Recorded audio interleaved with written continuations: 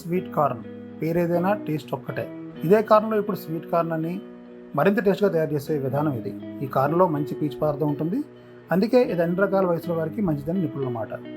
కార్న్ని నీట్గా ఆయిల్ లేకుండా ఎలాంటి జిడ్డు అంటకుండా చేసుకోవడంలోనే అసలు స్టైల్ ఉంటుంది. ఇలా చేసుకుంటే న్యూట్రియన్స్ ఎక్కువగా ఉంటాయని నిపుణుల మాట.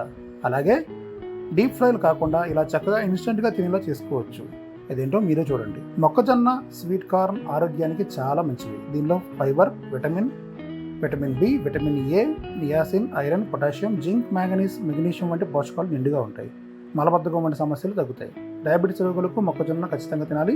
ఇక మొక్కజొన్న స్నాక్ ఎలా చేయాలో కూడా చూద్దాం. ఇందులో మొక్కజొన్నలో నిమ్మకాయ, పచ్చిమిర్చి, మామిడల్లం, కొత్తిమీర, కాస్త ఉప్పు, కారం, అంతే. ఇవి సరిపోతాయి. ముందుగా తాజా మొక్కజొన్నలు తీసుకోవాలి. ఇవి ఒలవాలి లేదా మార్కెట్లో వచ్చినవి ఉంటే తీసుకోవచ్చు.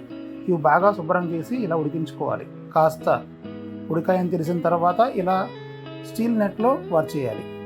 ఇలా ఇవి డ్రై అయిపోయిన తర్వాత ఒక గిన్నెలోకి తీసుకోవాలి. మామిడల్లం ముక్కలు బాగా సన్నగా తరుక్కొని, కొత్తిమీర, పచ్చిమిర్చి కూడా సన్నగా తరుక్కోవాలి. ఇలా తరుక్కున్న వాటిని పక్కన పెట్టి ఉడికిన మొక్కజొన్నలో వీటిని వేయాలి. తర్వాత ఒక నిమ్మకాయని కట్ చేసి లెమన్ జ్యూస్ పిండుకోవాలి. పెద్దైన అరబద్ద నింపండి సరిపోతుంది. తర్వాత ఉప్పు, కారం మీకు నచ్చినట్టుగా. నోటికి స్పైసీగా ఉండాలంటే ఎక్కువగా, కాస్త తక్కువగా కారం ఉండాలంటే తక్కువగా వేసుకోవాలి. బాగా కలుపుకోవాలి. చివరిలో ఇలా కొత్తిమీర వేసుకోవాలి.